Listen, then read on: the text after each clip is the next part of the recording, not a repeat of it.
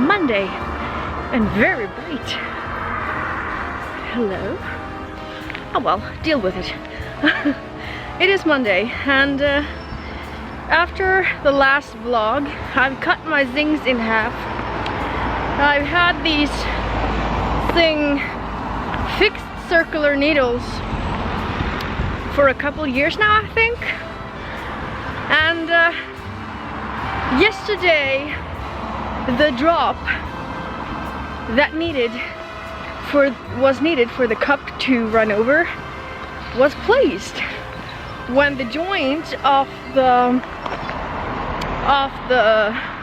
cord into the needle not only snagged my yarn but also managed to split it completely in half. So I had to rip back several rounds with 400 something stitches, and I was not happy. So today I am going into the local yarn shop here in Stockmarknes and to buy myself some wooden cubics from the same brand. Now before anyone goes, yeah, but those break. Here's the thing. This brand, Knit Pro or Knitter's Pride, depending on where you are in the world, they have a policy that if you break the needle, you get a new one. They don't have a policy that says, oh, you're not happy with the joint of this cord? Here's a new one. So I'm gonna go in and buy myself some new needles and then finish my quilta. I refuse to knit another stitch with those needles. Now, all that being said, I will be keeping the Zing's double pointed needles that I use for socks, but that is it. I will never again buy that brand ever. Or that part of the brand rather. So yeah, and I have to re-hank and re-soak and re-hang the last 50 gram hank, so that's number 3, because I took it off and it just wasn't the same. It was all crinkly and bad, and I know it's because I use shears, because I don't have my equipment with me. It's on storage. I don't have a ball winder anymore. I threw that away because that was a piece of shit. But I do have a Swift, but it's in storage, and so I'm using my mom's dining room chairs. And the more you wind the yarn around, the more they scrunch together. And I know this. However, last time I didn't pay attention to it, so I've balled that up, and I will re-soak and re-hang that tonight. And if that doesn't work, I will just try the soaking. Well, no, the, oh lord, the the steaming, because that is supposed to work too. So I will try it. I just wasn't supposed to try it this time. And then on my way back home from the knitting stop, the yarn shop, I will attempt to locate the 5-kilometer route.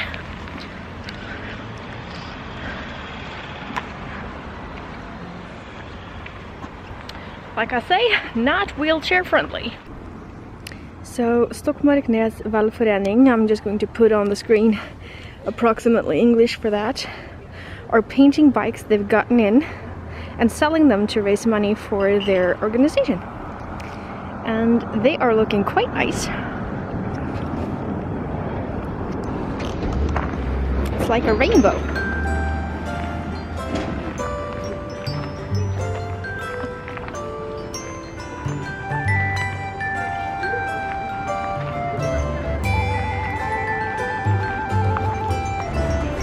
If you've been with this channel for a while, you know that before.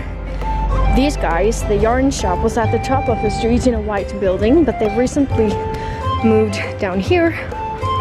The Hurtigruten dock's over there, so if you come here by the Hurtigruten, easy access.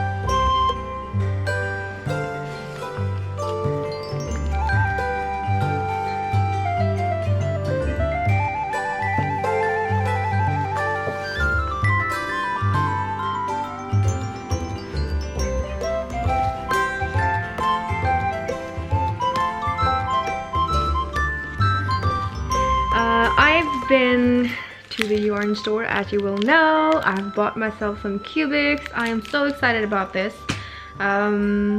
It's going to cost a lot to change them out, but at least if these break, I get new ones. But I found something pretty awesome today. I found, and I've been wanting this on the market for so long.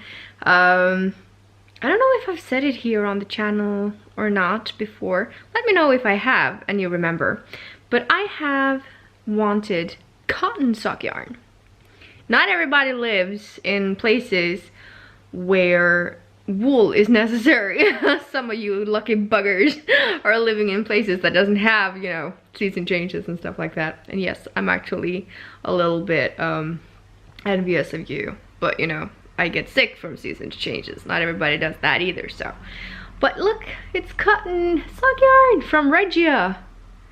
Finally. So this is colorway 02419. And the content of this 100-gram ball, 420 meters, it's got a little bit of a weird ply. It looks very loosely spun. But it says here, according to the length and the grams, it's fingering weight. And I can agree on that. But it's a little weird plumpness to it. I don't know if it picks it up, but it looks very loosely plied. And it's 72% bamboo cotton, bamboo wool and cotton. I don't know what that means.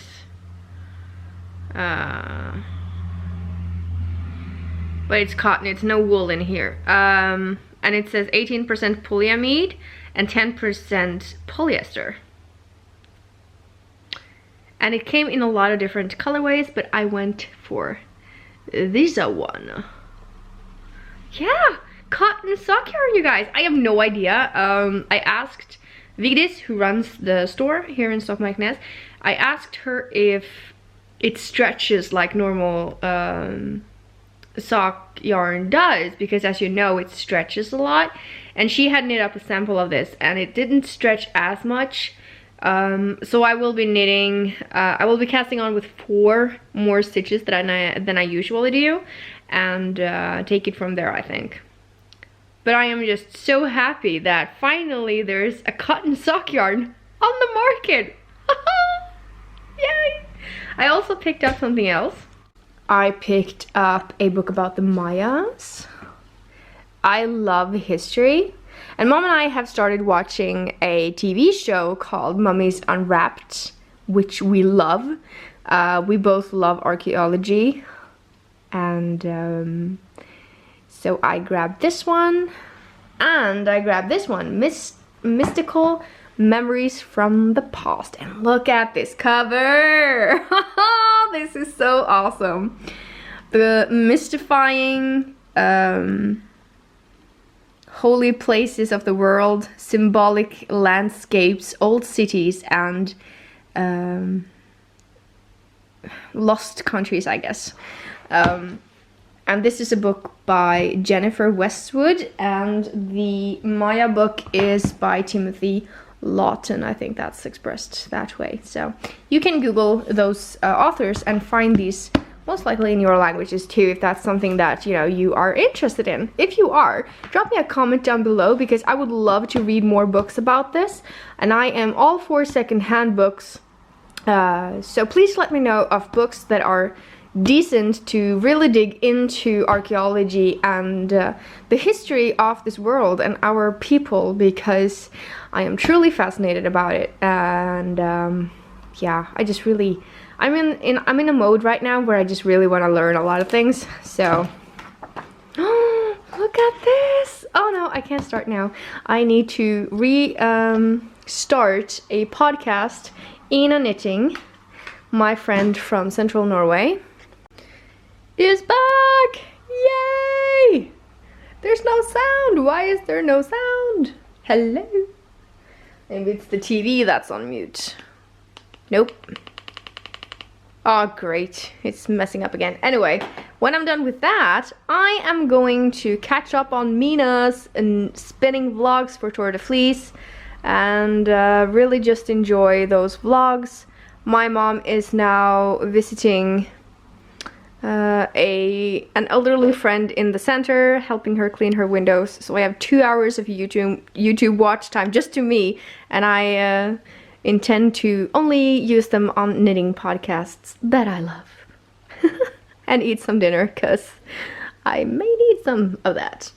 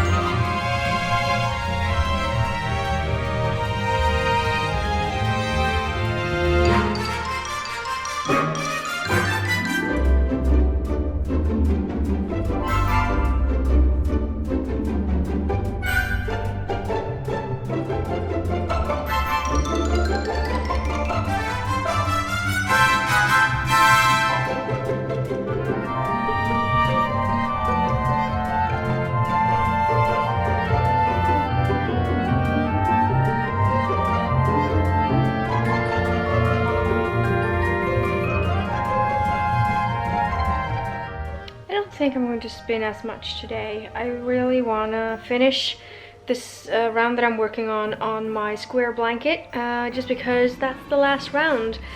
At least I think it is, because that's giving me a size for a perfect sofa blanket. I like my sofa blankets rather big, so I only have, I think, 19 or 18 squares left until that round is finished, and yeah, I really want to do that. So I really want to have this blanket done by this fall, so I have something, well, before fall, considering the summer.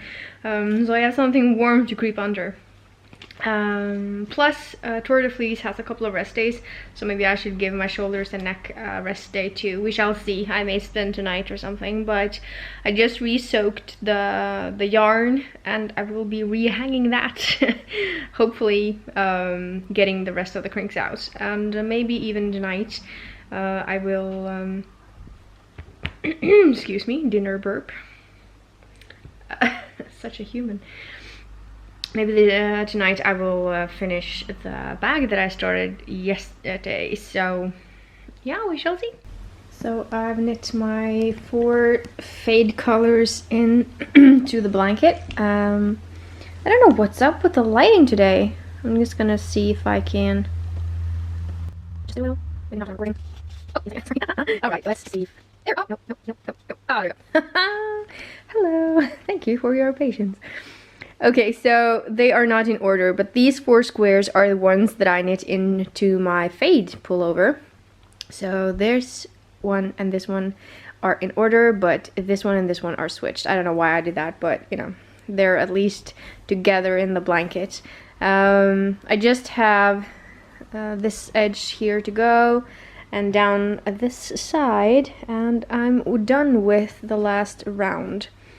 I don't think I'm going to change my mind and make this into a bedspread, just because I have several blankets that I'm working on. I do write down the yarns that I have the names and the dyers of. So first, I am on square 222, I believe. Yeah, 222, that one. So 222 right down here. And so this last round will not be there. And then I'm gonna draw up squares when I've measured the blanket. I'm gonna draw up squares in comparison as to how many I need in the height, and keep writing down the numbers. And I don't know if I also have the cast on stitches here, 18 plus 18. The plus one is the center stitch. So for example, here I pick up 18 here, pick up one down there in the corner, and 18 up there. There are so many tutorials on how to do this on YouTube already, so I don't think I'm gonna start doing that. But if you wanna know how to knit a blanket like this, there's videos on YouTube and free patterns on Ravelry. I don't use a pattern, I just go as I go. So this is what my list is looking like. I have 222 at this point. I don't know if I will be writing it down in a list on Ravelry once this blanket is finished and gets its FO page, but I can, if I remember, include pictures of the list in case anyone's super interested, feel like counting their way and seeing. Anyway, that's how I keep track, and it's messy.